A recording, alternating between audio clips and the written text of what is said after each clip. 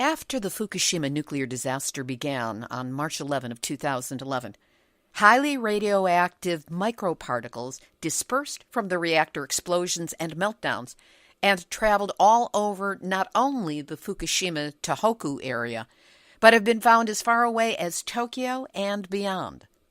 Now, with Japan all a Twitter about the upcoming 2020 Olympics and the official line being how safe it is to come on down to Fukushima, watch the games, and spend your tourist dollars, it might sound tempting to go. That is, until you hear a genuine expert tells you exactly what you might be breathing in. These particles formed in the reactor as the fuel vaporized. As it fell down into containment, it began to mix with the melting concrete that was now mixing with all of this melted fuel. And it started making these little microparticles that are made up of nuclear fuel, the steel from the reactor, the zirconium coating, and bits of the concrete. And at some point, these were ejected out of the reactors and into the environment. Well, when you hear that that's what might be blowing in the wind and finding its way inside your body, whether you're in Japan or anywhere in the world, you'll know that you are in the seat that we all share. Nuclear hot seat, what are those people thinking? Nuclear hot seat, what have those boys been drinking? Nuclear hot seat, the corium is sinking. Our time to act is shrinking, but our activists are linking. Nuclear hot seat, it's the bomb. Welcome to Nuclear Hot Seat, the weekly international news magazine keeping you up to date on all things nuclear from a different perspective. My name is Libby Halevi. I am the producer and host, as well as a survivor of the nuclear accident at 3 Mile Island from just 1 mile away. So I know what can happen when those nuclear so-called experts get it wrong. This week, the first of 2 special Fukushima anniversary programs, a full-length interview with Nancy Foust of Simply Info. She shares with us the highlights and hotspots of Simply Info's 2019 Fukushima anniversary update, and we're getting this information before it is published. There will be technical information, human manipulation, and some hardball nuggets of red-hot info. Nancy provides a detailed picture of what's happening at the disaster site and to the people in the surrounding area. Today is Tuesday, February 26, 2019, and here is the week's nuclear news from a different perspective. Here is this week's very special interview. Nancy Foust is Communications Manager and Research Team Member at simplyinfo.org, a not-for-profit research collective that holds and manages the world's largest public archive of data on the Fukushima disaster. Every year they publish an extensively researched and vetted update on what's happening at the disaster site and to the people still living with the aftermath. This is a gold standard report, and we're fortunate to not only have secured Nancy for an interview on it, but we're doing so before the report is released to the public. So here's the breaking story, Simply Info's Fukushima Year 8 update. We spoke with Nancy Foust on Monday, February 25th, 2019. Nancy Foust, always great to have you here on Nuclear Hot Seat. Great to be here. This is the time of year when Simply Info puts together its annual report on Fukushima, and we are fortunate to be talking with you before pub date on this, which is very exciting. So let's get an overview. What is the situation at Fukushima now? First of all, there's a lot in this report about microparticles. When you say microparticles, what are you talking about and where do they come from? What a microparticle is a very, very tiny piece of radioactive debris. These are small enough to be inhaled. They're highly radioactive. They also have a long half-life. And if people aren't familiar with what a half-life is, That is when a radioactive isotope decays away, the time it takes for something to decay half as much as it was is a half-life. Many of these isotopes that are found in these microparticles have half-lives of tens of thousands of years. So they're dangerous in a number of ways. They're highly radioactive. On one hand, they also last a long time. Something else that makes these particularly problematic is they're insoluble. And what that means is they don't dissolve. If you put them in a liquid or some other substance, they don't easily dissolve. So if they get in your lungs, they don't dissolve in your bloodstream, in a way that you can make them, expel from your body. So if they end up in your lungs, these substances are very dangerous. They stay right where they're at, and they can cause some pretty serious health problems. So, as we learned about these, we realized how dangerous they were. They started becoming kind of a priority in our research. Where have they been found, and what is the importance to our understanding of the accident? Microparticles have been found everywhere from on-site at Fukushima. They've been found in the reactor buildings. They've been found off-site nearby. They've been found in the evacuation zone. They've been found well outside of the evacuation zone in Fukushima, and they have been found as far south as Tokyo. So this is not a problem that's isolated to the disaster site itself or the evacuation zone. These have been found in some pretty far-flung places, and they were originally found by average people with a radiation detector trying to kind of understand where radiation levels were high in various places, even down in Tokyo and up outside of the evacuation zone in Fukushima. And these different people started finding these phenomena of these highly radioactive, what looked like black dust or black sand. And this resulted in these citizen groups doing their own research, and then academic researchers caught wind of it and started actually looking into this seriously. And this is how we started to really understand what these were. What do microparticles show us about the severity of the meltdown? What we can tell from the microparticles, we know they're this. They are little inhalable particles of nuclear fuel. And this is something people really need to remember. These are not just little problematic things. These are pieces of nuclear fuel from inside the reactors at Fukushima that are now spread through the environment, and they're small enough people can inhale them. It all starts to kind of paint this big picture of, where did these things come from and what are they doing now? How they were made is very interesting too. As fuel melts down, it can vaporize if it gets to a hot enough temperature. And the fact that these microparticles formed tell us that the meltdowns at Fukushima were extremely hot, even for the temperature ranges that would be expected in a meltdown. So we know that the fuel, as it melted down, got extremely hot. It vaporized the fuel, so the uranium in the fuel rods and the zirconium coating that's on the outside of them and the steel that's parts of the reactor core, these all vaporized as they were melting. And as they fell to the bottom of the reactor vessel, they formed these molten materials that eventually fell down into the containment. And the containment floor is made out of concrete. And this is really important because this is a very telltale sign about how all of this took place. We know that these particles formed in the reactor as the fuel vaporized. As it fell down into containment, it began to mix with the melting concrete that was now mixing with all of this melted fuel. And it started making these little microparticles that are made up of nuclear fuel, the steel from the reactor, the zirconium coating, and bits of the concrete. And at some point, these were ejected out of the reactors and into the environment. So we now know a lot about how the meltdowns happened. We also know that, at least in some of these cases, the fuel had reached the containment before it was ejected to the environment. So we know that the meltdown itself went really far before all of this stuff was released, which kind of lends us to think that the meltdowns were very far progressed before the hydrogen explosions and the attempts to vent the reactors happened. So this is kind of some big news as far as understanding the meltdowns, but it's also this big environmental and public health story. Why does Simply Info consider microparticles the greatest ongoing risk to public health? There's a number of reasons. One is this issue of microparticles in the fact that they can be, inhaled or ingested into your system has never been part of the public health response to the disaster. The potential for someone to inhale microparticles and have that be a long-term ongoing exposure is not included in any of the research that's being done.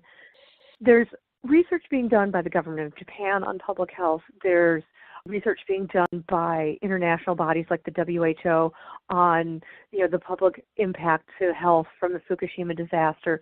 All of these aspects of trying to figure out how people were exposed doesn't look at microparticles.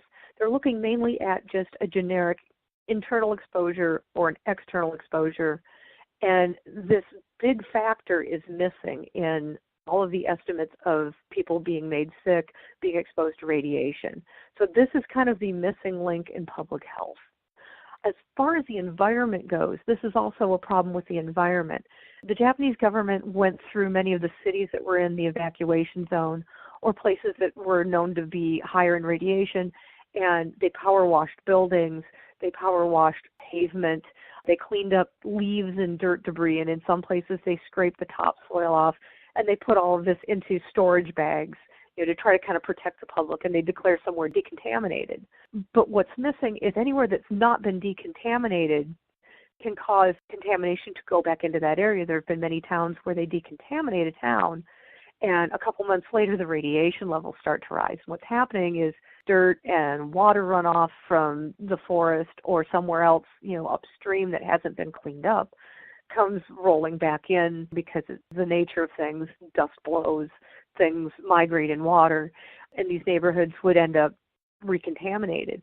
So the fact that things are recontaminating and the fact that places like many of the forest areas are never cleaned up and can't be cleaned up, we know that these microparticles can still exist in the environment, and they are still being found today, so they're not all cleaned up and neatly gone away. So anytime that there's an event where the weather, makes the wind blow up, people can inhale them. If people are working in dirty environments, if you're walking where you're kicking up dust with your feet as you're walking, these are situations where you can bring this into your lungs. So anyone that's in these regions that had fallout from the disaster that include microparticles, this is still kind of an ongoing hazard. What, if anything, is the Japanese government doing to address this risk? Nothing.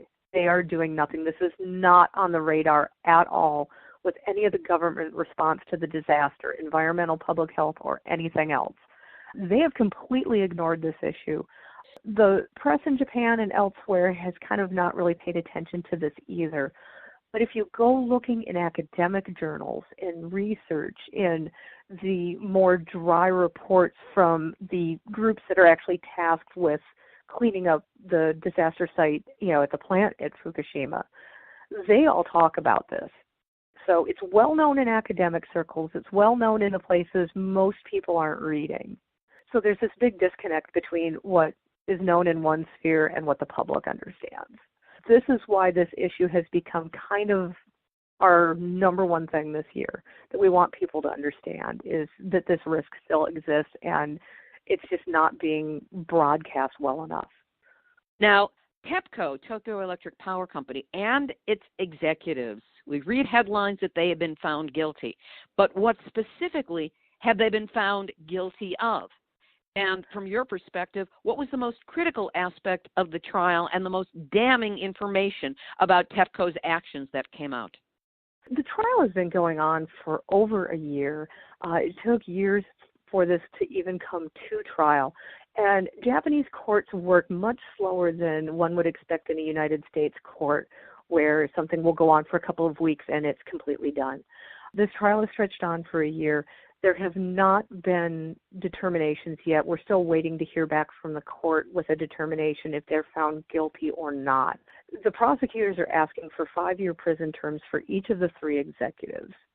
This is a pretty big deal. Even in Japan, where people can be found guilty of corporate negligence, long prison terms are not the norm. So prosecutors are taking this seriously. They really want to go after these guys. Some of the more interesting things found in the trial, they brought a number of TEPCO workers in to testify. And they told of a report that was given to them in 2007 from the government that said, we think earthquakes in this region could be far larger than any of our previous estimates that we've put out as a government agency. So we want you to look at this and see if there's anything you need to do to respond to it. The workers at TEPCO in their corporate office went through this and did a new analysis of the tsunami risk at Fukushima Daiichi, and they found that it was very probable that a 15.7 meter tsunami could hit the plant. And that is almost exactly the height of the tsunami that did hit the plant in 2011. So this prediction they came out with was very accurate, almost scary accurate. What happened next was really interesting, though. The workers brought this to the upper executives at TEPCO and said, we need to do something. The workers say they were given permission to start developing protection systems for the plant to try to mitigate the threat of a huge tsunami hitting the plant. And those workers began that work. At some point, they were told by one of the vice presidents to stop doing this work. And this is where the stories conflict. The executives come up with these circular arguments of, we didn't know about it, we never gave any permission, but there was no real threat, and this analysis was completely wrong. The same analysis they just said they'd never heard of. I wish I could have been at the trial, because listening to all of this I think would have been very interesting to watch as it took place. But basically it came down to all of these workers that worked in the engineering division at TEPCO saying, we knew this was our analysis. We thought this was a true risk. We started working on it. The executives squashed it because they were afraid it would cause them bad public relations if people knew there was this severe of a risk to the plant. The executives are all claiming, we knew nothing about this and there was no risk, even though this happened. What was in this prediction actually happened. So they're on trial because they're accused of stopping the protections, or because they knew of the warning beforehand, or are there other aspects to this? The crux of the criminal negligence trial is that they knew there was a risk, and instead of doing something about it, they purposely squashed any efforts to take a chance to protect the plant. So they both knew and took actions that made sure there was no effort to protect the plant. And what's interesting is, by contrast, there is another older plant on the same coast down in Tokai, which is closer to Tokyo. They were given a similar analysis by the government at the same time. This plant went ahead and they found similar with their analysis, and they went ahead and started making protections and already had them in place by 2011. TEPCO saying we couldn't do this, or we shouldn't, or we didn't have to, is kind of proven false by this other plant that did all those things. And obviously it was a plant that was not operated by TEPCO. Correct. It was operated by Japan's Atomic Energy Agency. Let's move this along. What's being called decommissioning work is moving forward, and I need to hit the pause button on that because that is a misnomer. Decommissioning is when you officially stop using something that has been in operation, or you remove something from service. These reactors and the area around it, they're already dead and gone, so they cannot be decommissioned. What's happening is the mitigation of a disaster site that had 3 nuclear meltdowns. So having straightened out the languaging, we come back from that sidebar. How is this disaster cleanup proceeding, and what does it tell us about what happened during the accident? And you're very correct to call decommissioning a complete misnomer, and this is TEPCO's affection for nice-sounding terms. They do this quite often. They'll call something a very benign term that just really doesn't fully represent what they're talking about. And this is recovering from a disaster, or recovering as best as you can. The efforts that have been going on in the last year and since the disaster initially happened have been very slow in going. They've come up with some plans. They kind of have an idea how they're going to approach things like removing the fuel debris. But actually getting to that point is years down the road, and there's lots of research that's going to have to take place to make the technology that they need to actually be able to do this. So they may talk about, we're going to use this robotic arm, and we're going to go in and we're going to grab fuel debris, and we're going to put it in a container, and we're going to go store it somewhere safe. But getting from point A to point B is a very long road.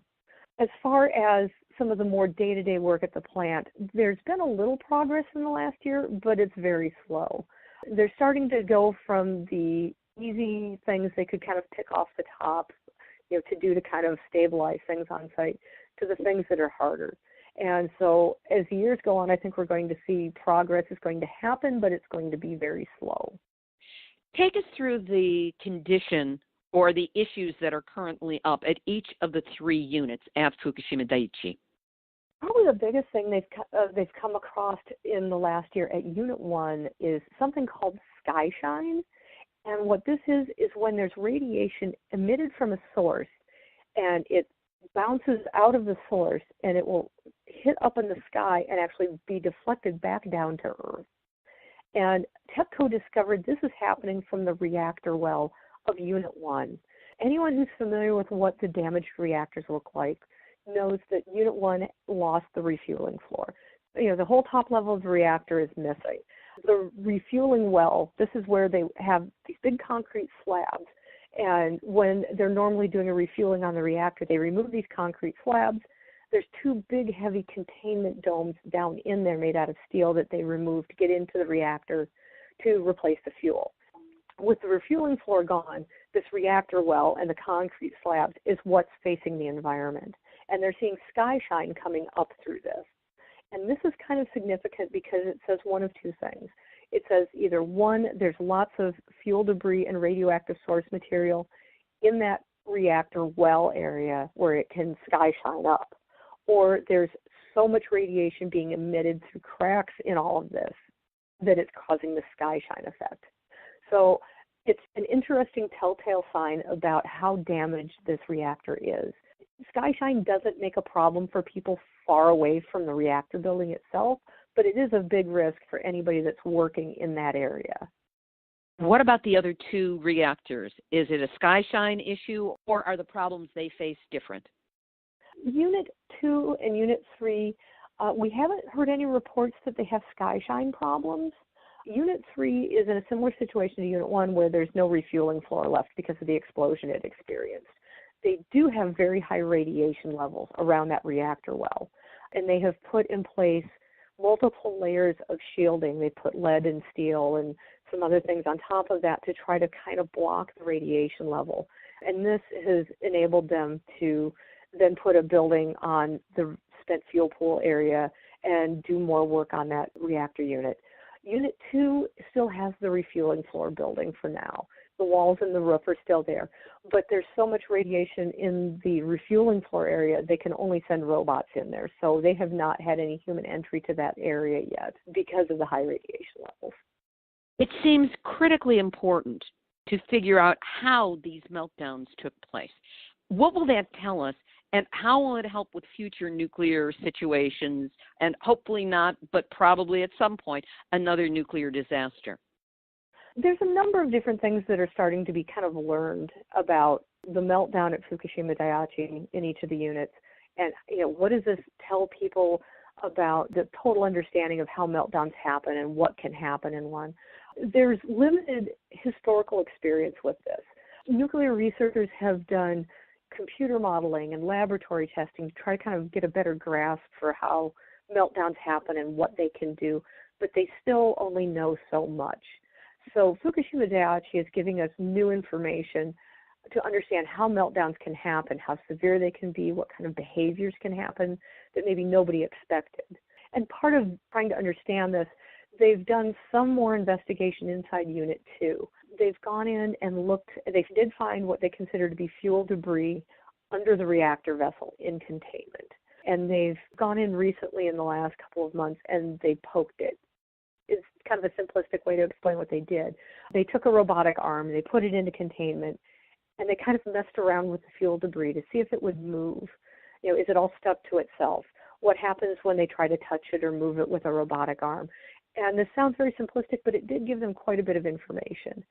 At least in instance of Unit 2, they know that what's on the top level of it is loose and moves around quite easily. What's below that is solid. But one of the more interesting things that goes with this is the radiation levels where they were at, where they were actually touching this fuel debris, were quite low. They were in 7 to 8 sieverts per hour, which is, it's a deadly level of radiation, but it's not what you would expect. By contrast, there was an area further away in containment where they didn't expect to see any fuel debris that was 200 to 300 sieverts an hour, and that was enough to kill one of the robots on a previous mission a couple of years ago. So they found the fuel debris, but now it's not really radioactive. And that gives us a huge clue about what's going on with this. We know what they were finding on the top surface wasn't super radioactive. It wasn't as radioactive as it should have been. So that hints that there's not a lot of the actual uranium from the nuclear fuel in the substances they found. So that means it's somewhere else. Our best guesses are one of two things. One is that more of the fuel was ejected to the environment than we understand. The other option is that the nuclear fuel that contained most of the uranium fell into that area first and is buried down into the concrete of the building. And what came after that was mostly steel fell on top of it, and then that's shielding the radiation level.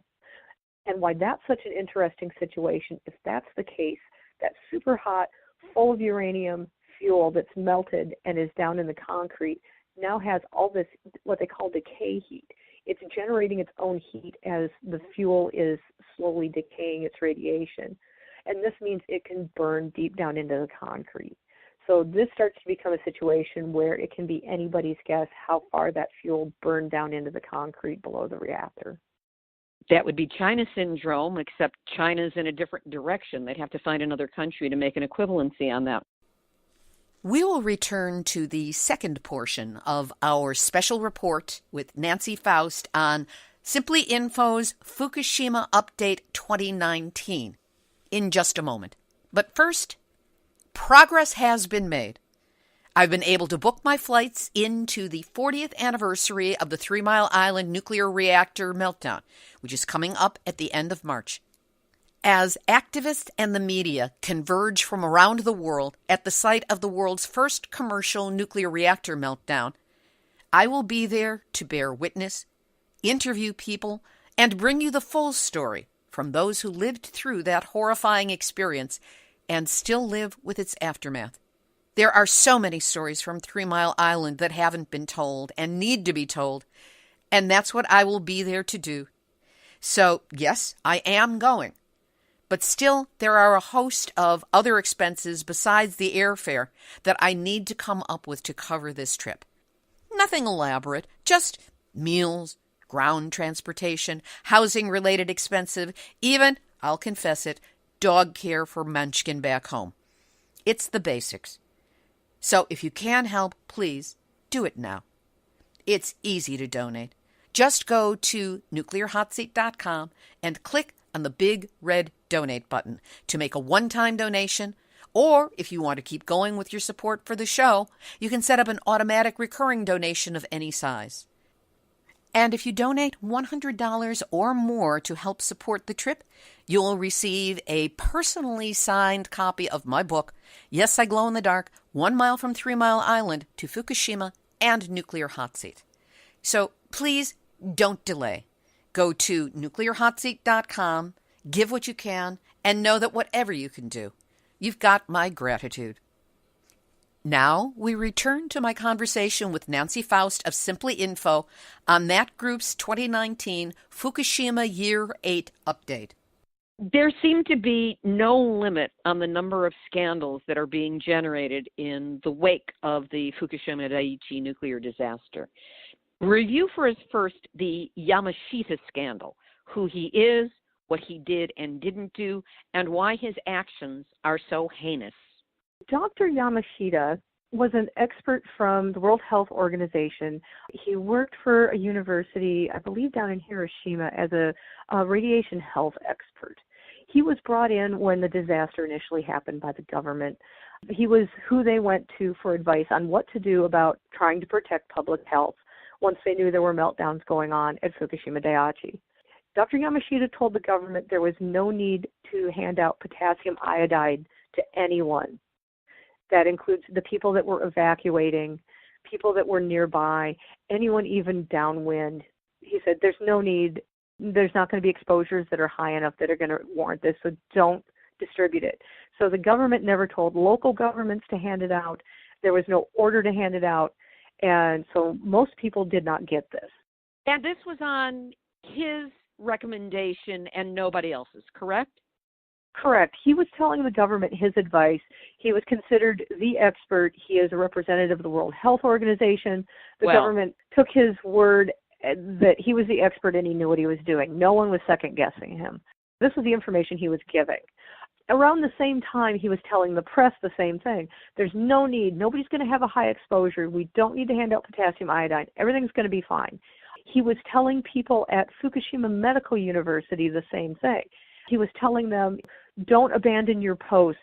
And he said this quote when people were asking him at the university about preventing thyroid cancer. He said, it's nothing but iodine religion, which is it's kind of a strange phrase, and I think it maybe doesn't come all the way through in translation, but he was trying to tell people that you don't need potassium iodine and that there's not going to be a big exposure, so you don't have to worry about thyroid cancer. So he's telling this to the people at Fukushima Medical University, who are the people that are left responding to the disaster. This is the biggest hospital in the region. But what we found, at the same time he's telling the press and the public over and over and over, there's no risk, there's no risk, there's no risk. What was found a couple of months ago was a paper left in the off-site center in Fukushima. And what the off-site center was is they have it appointed that if there were to be a nuclear disaster, that there would be a site that was far enough away from the nuclear plant that government response workers could work there as a command center so that they would safely be able to coordinate evacuations, tell someone else that they need to have, an evacuation of a hospital, or they need a bus to come get people, that they need this or that. This offsite center originally was 4 miles away from Fukushima Daiichi. It had been moved to Fukushima City. What was found in this offsite center in Fukushima City was a letter written by Dr. Yamashita telling the people that were working in this offsite center that there was a serious possibility of thyroid damage to children in the region. This letter was dated the day before he gave the speech to Fukushima Medical University. This letter was written all around the dates where he was telling the government, the press, the public, the health workers. He was telling all of them there was no risk. Right in the middle of this, he gave someone inside this memo saying, there's a risk. And this is a big deal because this guy, even after the fact, was saying that he was sure there was no risk and that the fact that the radiation levels were higher were a misunderstanding and a mistake.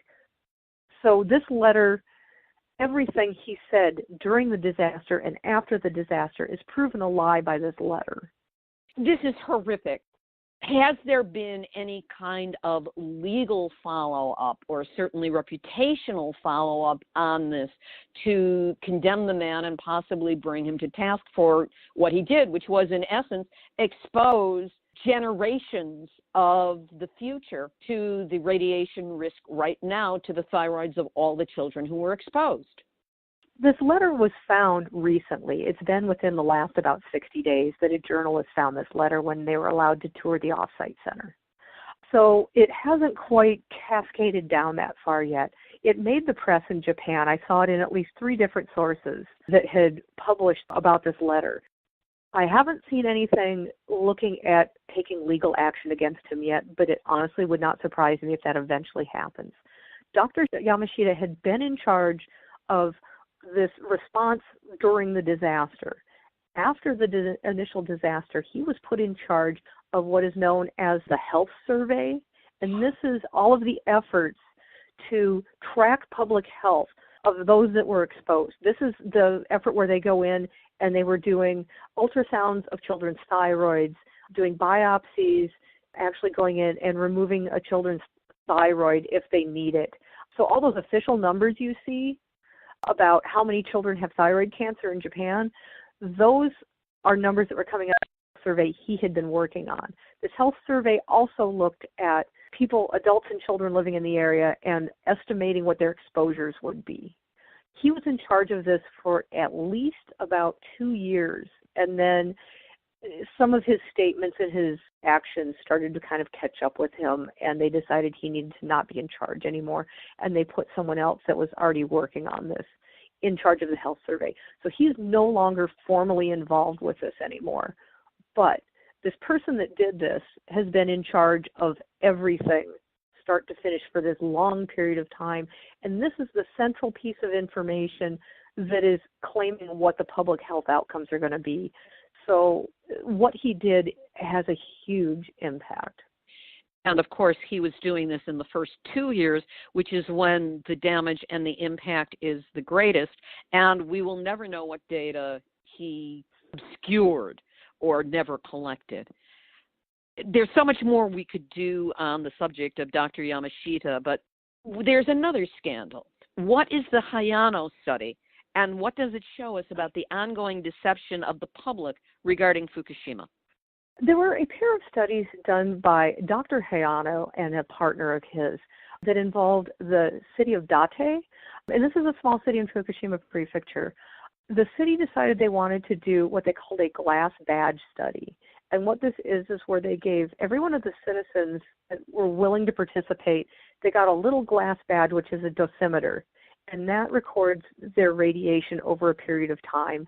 And then they turn it in, the data is collected by the city, and the city made a database out of all of this. So this went on for, I believe, 3 years that the city collected all this data.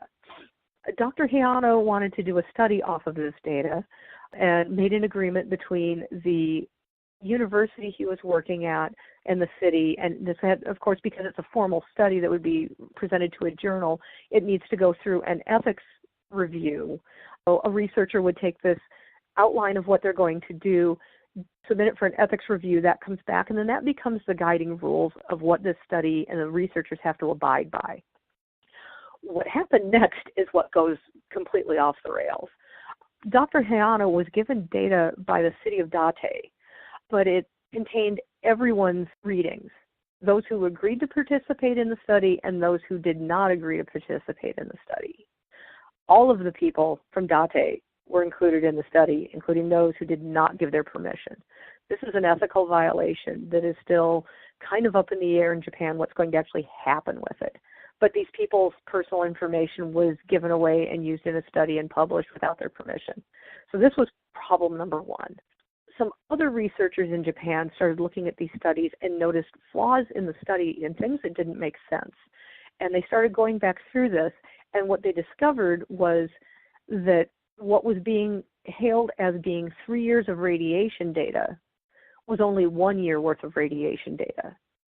So everything in this study was now reduced to 1/3 of what it actually was. And do we know which year it was, or was it random per person? It was a 3-year period. I believe it started in 2012 that the city did the Glass Badge project. Almost kind of a side issue with this is when it happened, but the fact that the study was widely publicized when it came out as proof that exposures in Japan were nowhere near as bad as any of the other data was saying. And one of the things they compared their data to was the U.S. Department of Energy had sent a plane over in 2011 and took radiation readings from this aircraft. This is a method where they can go and do wide swaths of land and map out radiation levels. And they did this through most of Japan over a period of a couple of months in 2011. So what the study was trying to claim was that the Department of Energy radiation readings for Japan were artificially high and that people weren't really being exposed to that much radiation because they were using 1/3 of the actual exposure recorded. Now, there's also some problems with the data itself that the people living in Date City has said. Many of the people said, well, we got this glass badge, I hung it up by my door and I never wore it. Other instances, kids would tie it to their backpack, so it only recorded the radiation levels wherever their backpack was instead of where they were. So when they're out playing on the playground, if they're out playing after school, it's not recording anything. It's recording what's in the classroom or in the bedroom.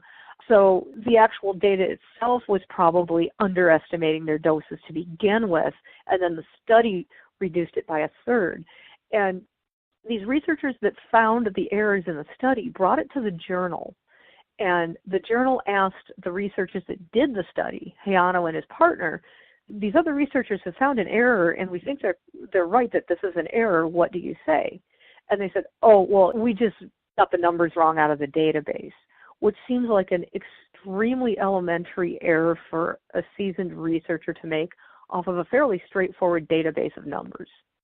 What, if anything, has been done or is being done to counteract or take action on these manipulated studies? This pair of studies in particular, they're being challenged with the journal they were published in right now, but the journal has not been extremely responsive. They still have time to decide what they're going to do, so we're waiting to see if the journal is actually going to take proper action. At this point, the people that were challenging the studies were suggesting that they probably should be retracted, and I think they're correct in that this entire thing is so flawed, that the basis of it was flawed because they used incorrect data, and the fact that so much of the data they did not have permission to use, that the study should just be retracted. But this is a pattern we've seen over and over with some of the research done related to exposures with Fukushima. We've seen studies where critical parts of people's exposure are ignored, like they would look at an external exposure, ignoring internal exposures. We've seen studies where people were scanned with, it's called a whole body counter. It's a radiation scanner that will scan you kind of up and down your body and give you an estimate of how much radiation it's found in your body. There was a couple of studies that used those, but the time they were using to scan sounded like it may have been too fast, and there wasn't enough information for people to really fully understand, were they taking proper steps, were they not taking proper steps. And all of these studies have found that radiation levels were lower than expected. So every time we're finding these studies that have kind of wonky methodology, they also happen to be studies that found a convenient result. I think convenient result is a good way to phrase it, because long term, what this is doing is supporting the push to normalize the perceptions about Fukushima, whether anything has normalized or not in terms of radiation, and force the people who lived there to move back into the area, and at the same time stage the Olympics there in 2020. There are several events. There are, I think, 8 total events so far that are scheduled to happen there, and normalize it so that people aren't concerned with being in Fukushima and spending their money and eating the food and drinking the water. Right, and that's been, it's kind of been a distracted priority of the national government, is the response to Fukushima, instead of making sure farmers were taken care of and evacuees are taken care of, and that they have meaningful help to do what they need to do to get their lives back together. Instead of giving those people that help, they have focused on making the Olympics their priority and making optics their priority. That they want everything to look like it's fine, even if it isn't. And this is being done at the expense of a lot of people that live there. There's so much more that can be said about the human side of this, but the report from Simply Info goes into a tremendous amount more technical information, and I want to get that as well. It seems for years now we've been hearing that TEPCO is running out of space for cask storage of radioactive water at Fukushima. And TEPCO wants to and keeps threatening that they're going to dump it into the Pacific Ocean. What still remains in that water, and why is dumping it into the ocean not a particularly good idea? TEPCO started with this narrative that the filtered water that's on site only contained tritium. Tritium is a radioactive isotope that's very difficult to remove because it binds into water, and it's hard to break it back out of the water in a way that you can remove it. You can't just run it through a filter and have it be removed. So they were telling the public that, well, this water only contains tritium. You really should let us dump it in the ocean because we're running out of space. And this narrative had gone on for years. Well, now in the last couple of months, they admitted, well, actually this filtered water isn't completely filtered, and it contains this long list of other radioactive isotopes, and some of them are particularly long-lived and particularly problematic. So all this time they were begging for permission to dump this in the ocean. It was something that wasn't filtered completely and shouldn't be dumped in the ocean. So they do not have permission to dump this, and this new revelation will probably prevent them from getting that permission. And the water still has to be stored, and now there's the need to store all of the spent fuel with the same problem of nowhere to store it. What is being done, or rather, what can be done about this situation? The plant site itself only has so much land space. It was a fairly large plant when it was operating, and they had a number of areas of non-operational land that were part of it, and they've gradually used those up. They've used them for storage of radioactive waste of different types. There's radioactive trees that they've stored. There's buildings they've put up that store pieces of building debris and random rubble. There's other ones that store more radioactive stuff. There's also, every time they filter contaminated water, this makes a filter. And those filters are highly radioactive. Those have to be stored somewhere that's shielded, monitored, and is safe and sturdy enough that if something happens to this, it's not going to inject something into the environment. So that all starts to take up space. They've been building out spaces for these filters up on the hill, and that's taking up space. They also had built what they called cask storage, and this is like what you would see at a normal operational nuclear plant that starts storing fuel in casks out on the property. And they'll put like a concrete box, and it's got the fuel cask stored in that. They have some left, but it's going to fill up very soon. They also have a huge percentage of the fuel still to remove and no space for it. They not only don't have cask storage available for it, they don't have any land left to put more cask storage on. And something we found kind of buried in one of the recent reports mentioned that they're considering moving this off-site, but they don't say where. So we don't know if it's something as simple as they're going to look at buying land adjacent to the plant and build out there and store it there, or if they're looking at sending it who knows where in Japan. And I'm sure whoever lives wherever they're thinking of sending it will not want it. Plus, there's the problem of transport and the kinds of problems of dispersal of the radioactivity if it's not done correctly, accidents, terrorism. There are so many things that go wrong, as we know from the discussions of transport of radioactive waste that we've been having here in the United States. Correct. Then this all starts becoming, instead of being a problem, it becomes an exponential problem. It starts involving all sorts of other things. So, yeah, if they start talking about moving things off-site, this starts becoming a very large conversation that needs to be had because it's going to start affecting a lot of people. Going back to the way the accident began, or what started it, when the first reports came out about the nuclear accident, several of them, the very earliest ones, cited workers saying that they ran away from broken steam pipes in the reactors after the earthquake, but before the tsunami. Yet TEPCO and the Japanese government and World Health Organization, the entire industry, seems bent on convincing us that the earthquake did absolutely no damage and that the problem was really one with the tsunami, which is a convenient difference to make in terms of the perception of the safety or lack thereof of nuclear reactors and dangers in places where people aren't anywhere near a tsunami zone. But recently, there's been a crack in the wall of denial. Tell us about what was found, where it appeared, and what it means. We found, buried in one of the recent reports, there's various agencies that are in charge of different aspects of the decommissioning work at Fukushima Daiichi.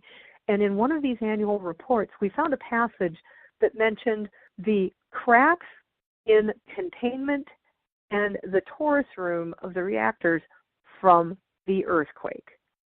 They stated very clearly. Yes, they state very clearly. And this isn't a report most of the public is reading. This is some of the very dry technical manual type stuff that we dig through on a daily basis.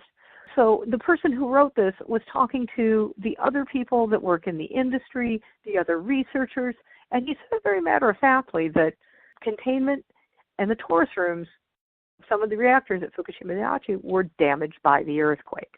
And this is such a big deal because the U.S. nuclear industry and the industry in Japan have been adamant that there was no earthquake damage to the reactors.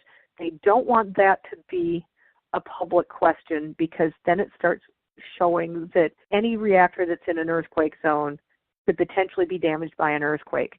And one thing about Fukushima Daiichi that makes this even a bigger deal is the reactors at Fukushima Daiichi were built specifically knowing this was an earthquake zone. They were built to higher standards than you would have seen at a comparable reactor of the same design at the same year being built in the U.S. The ones at Fukushima Daiichi had extra thick concrete containment walls. They had extra metal rebar put into this concrete to make it handle an earthquake. All of the building systems were reinforced and supposed to be earthquake-proof. And so this earthquake-proof reactor couldn't handle an earthquake. Plans for removing fuel debris from the reactors have progressed. When are they planning to start this part of the cleanup, and what is the danger to people and the environment? The plans for all of this to actually start are at least after 2020, which is conveniently after the Olympics. It's convenient as, this isn't going to interfere with the Olympics, but it's also, they really shouldn't be doing this while there's all these extra people in the country. They may or may not actually hit that goal of being able to remove fuel debris, in 2021. It may take longer than that. When they do start doing it, there are a number of risks they've already identified. And there have been researchers outside of TEPCO's sphere that have raised concerns about this, and they're also being addressed in TEPCO's sphere. So we know that these concerns are legitimate concerns, and they are actually looking at them going, we need to make sure we don't have this happen. Some of those things are they don't want what they call alpha radiation, and this is things like plutonium and uranium. They don't want those particles escaping to the environment because those are a very high hazard to breathe. Those alpha particles may include the microparticles we've talked about before, but this is a big concern. They want to make sure that these materials inside the containment systems don't end up out in the environment. So they're going to have to come up with some ways to make sure things don't leak. The other thing they need to make sure doesn't happen is what's called a criticality. And if anyone is familiar with the Tokai criticality accident, there's lots of information about it online. It was an industrial accident Japan had back in the 90s. It released radiation to the neighborhood and the town near the plant. 2 workers died. And this was just a small criticality that happened in a lab. Now, what could happen if a criticality happened to a large extent in one of the damaged reactors is it could cause damage or death to workers that are nearby. It could cause problems at the plant. It could cause radiation in the nearby neighborhoods and towns near the plant. And they're also very dangerous because making it stop requires some sort of intervention. And if people can't be nearby because this radiation that's emitting from the criticality is so high, then they can't get in to do something. And when you say criticality, do you mean that it starts becoming a nuclear reaction again? Yes. A criticality is when you have nuclear fission and it starts going not completely out of control, but it's actually making, when a reactor is actually doing its thing and it's generating electricity, it's a controlled criticality is what is going on inside the reactor. And what you don't want is that happening completely uncontrolled in a bunch of fuel debris that they're trying to remove. I'd say that would be a good idea not to have that. I have got to ask, what in the world is or is not happening with that highly vaunted ice wall, which I call the slushy, which is intended to stop radioactive water from flowing from Fukushima Daiichi into the Pacific Ocean? It's had mixed results.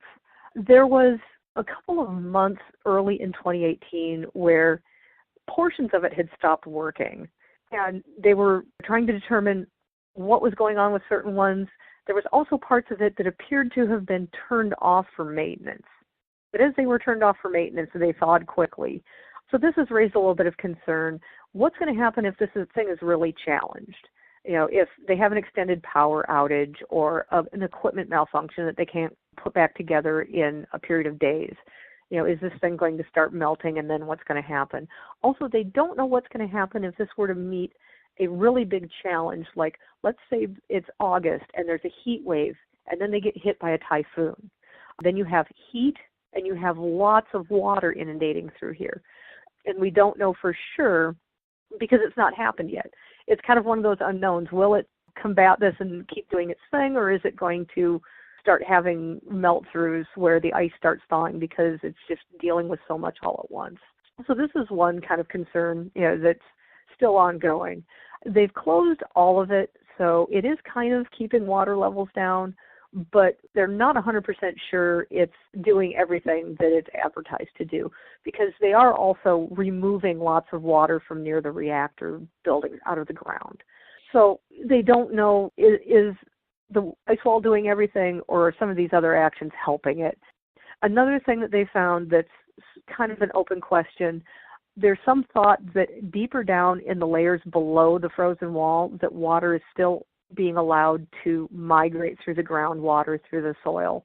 So there may still be some path for water to make it out into the ground and potentially to bubble up into the sea. Such an ongoing mess. This is an astonishingly comprehensive rundown that you have given us for this program. And it's clear that there's so much more information in the report from Simply Info. When is it going to be available, and how can people get their own copy of it? The report will be available by March 10th. It'll be available on our website, and we'll also have it available on Amazon probably about the 12th. So the best place to find it is at simplyinfo.org. There will be a link to it off of our main page. There will also be a link to it on the Nuclear Hot Seat page under this episode, number 401. Nancy Foust, you are always one of our most reliable sources when it comes to giving us the facts about what's happening at Fukushima and keeping us up to date on how this is progressing now that we are 8 years out from the start of that disaster. And certainly there's not going to be any end to our need for this report on an annual basis. For that, I thank the entire crew at Simply Info that work on this, and all of those people who are on the ground who report to you. And specifically, I want to thank you, Nancy Foust, for being my guest this week on Nuclear Hot Seat.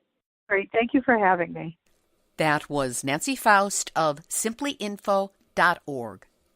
The report on Fukushima, their 2019 update, will be published on the site simplyinfo.org no later than March 10, and will be available on Amazon as of approximately March 12.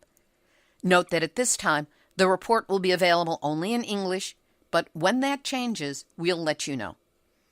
Believe it or not, there was actually more to this interview with Nancy, and we will include those sections in next week's Fukushima Anniversary Show number 2.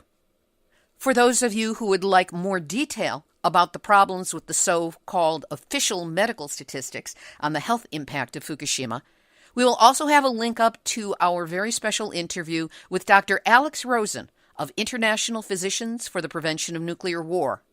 There's lots in that interview about how one should never trust the World Health Organization statistics on the health impact of a nuclear accident. This has been a special Nuclear Hot Seat for Tuesday, February 26, 2019. Nuclear Hot Seat is copyright 2019, Libby Halevi and Hardestry Communications, all rights reserved, but fair use allowed as long as proper attribution is provided. This is Libby Halevi of Hardestry Communications, the heart of the art of communicating, reminding you that, as Dr. Martin Luther King Jr. said, it's very nice to drink milk at an unsegregated lunch counter, but not when there's strontium-90 in it. There you go. That is your nuclear wake-up call, so do not go back to sleep because we are all in the Nuclear Hot Seat. Nuclear hot seat. What are those people thinking? Nuclear hot seat. What have those boys been drinking? Nuclear hot seat. The corium is sinking. Our time to act is shrinking, but our activists are linking. Nuclear hot seat. It's the bomb.